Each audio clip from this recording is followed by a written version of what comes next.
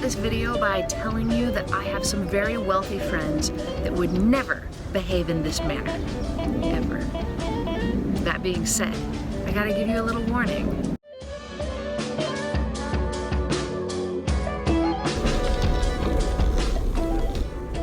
There's a reason people who are wealthy are wealthy. You understand it when you get excited to stay at their house because you get to use their fancy shampoo and their fancy soaps and eat their name brand Pop-Tarts and their Honeycrisp apples.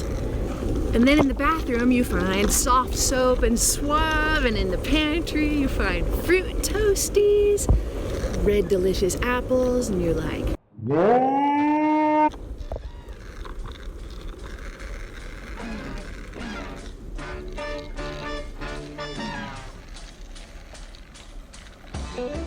back when I first moved to Los Angeles, some friends of my husband's grandparents contacted me and wanted me to play and sing at a dinner party they were having at their mansion in Bel Air. We didn't have much money back then, so my eyes kind of lit up with dollar signs. I thought this was gonna be the best gig I ever had. My fingers did a little happy dance at the thought of playing on their Steinway during dinner. I told her I'd love to do it, and I didn't even think there'd be a need to mention my fee because mansion, Bel Air.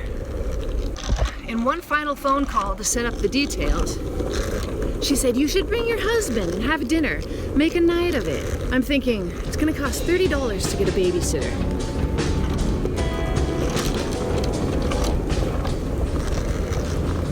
But I thought, that's a drop in the bucket compared to what I'm gonna make. Studebaker! Mercury. So we got the babysitter. John and I got there. He set up my sound system and mic for me, which was really nice. And then she directed us back to the kitchen, and we sat down at a card table and ate a dinner on paper plates. And the rest of the guests came in and sat at the dining table and ate on china. So already we kind of felt like second-class citizens, which is something you need to get used to if you're a musician.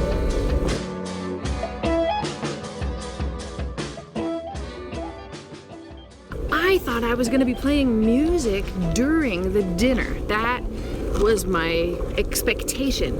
I thought that's what she had said. But that didn't happen. We finished our meal. They finished their meal. Then we sat around waiting for quite a while at that little card table in the kitchen. And then I noticed that they were setting up about 40 chairs in front of the grand piano in the living room. Turned out I wasn't gonna play background dinner music. I was the concert. I had not planned on that.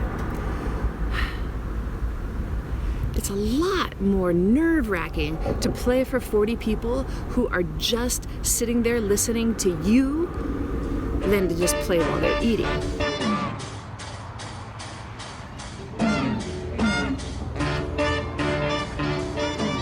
In my head, that fee that I never mentioned just went up significantly. All right, so I play my first song. Everybody claps. I turn and look at the audience. And all of these kind of elderly people, a lot of them have their hands up like they're kindergartners in class. And I didn't know what to do, so I called on one of them. He requested a song. And I thought, did she tell all these people I'm going to take their requests? For how long?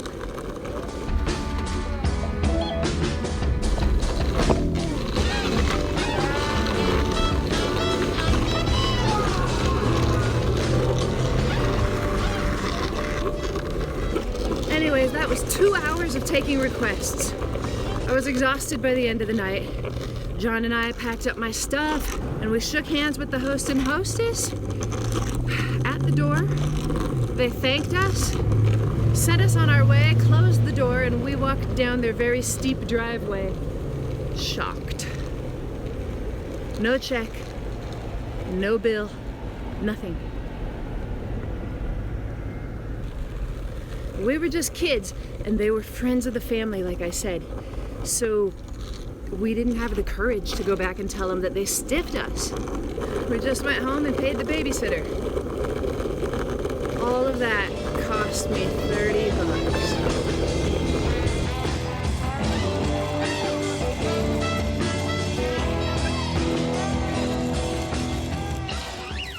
The next gig I got like this was from some very wealthy friends of friends. I was a little smarter this time. She called me up, wanted me to play dinner music for a party they were having on their yacht while they drove around the flippin' bay. My eyes didn't light up this time with dollar signs.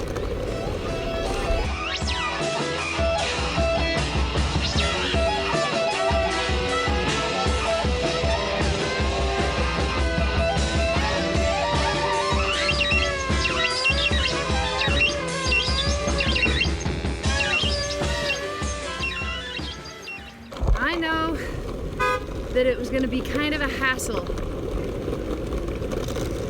to bring my keyboard and my amp and everything onto a dock and load it on a yacht. So already my fee's going up in my head, right? And then she starts to tell me what kind of music she'd like me to play at their dinner party and name specific songs. I've learned my stuff by now, so I say, I'm sorry, I already have a good set of music that I know will be really appropriate for your party, and I don't have time to learn extra songs. I think that took her by surprise. Okay, so then a very familiar thing happened. She said, why don't you bring your husband and have dinner with us and make a night of it?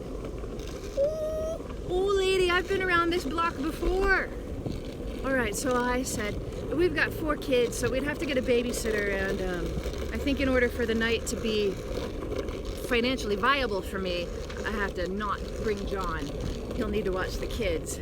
And I said, which brings me to my fee I haven't discussed yet. Then I told her I would charge her $100 an hour and asked her how long she needed me to play for. She was surprised by this, and actually I was really surprised when she said, I'm gonna have to speak with my husband about this. Can I call you back? Yacht?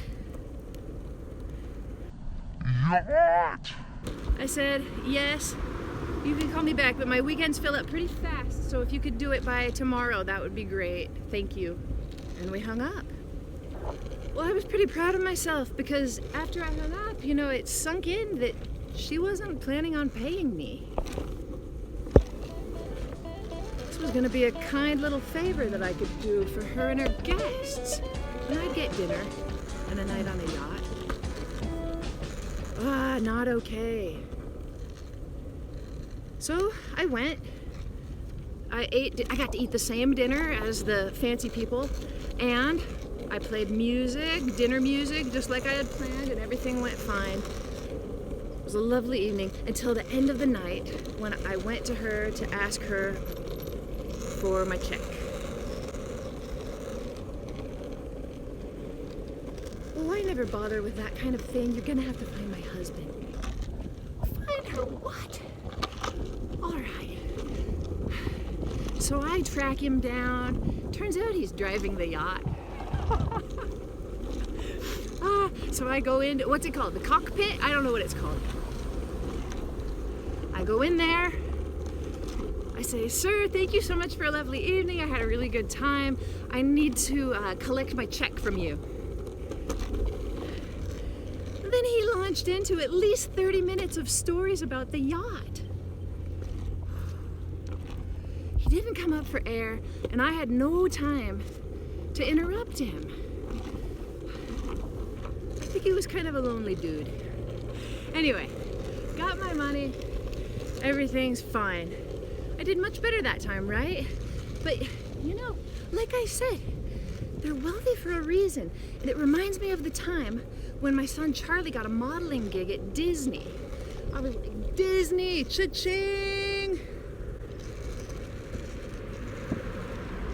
He was gonna shoot at Disneyland over by the Dumbo ride, 7 o'clock in the morning before the park opened.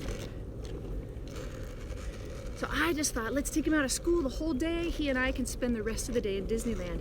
But after he finished his shoot, just minutes before the park opened, the people said to me, thank you so much. If you guys would like to stay in the park, you're just gonna need to exit and buy a couple of tickets and then re-enter. They're wealthy for a reason. They know how to not throw their money around. At least on the little guys like us. So like I said, you won't get this from everybody. Not everybody's like this. But if you land a gig that makes your eyes light up with dollar signs, just rethink it for a second. It's likely to be a hassle. So my wonderful gigging friends, I just gotta tell you, beware the filthy rich.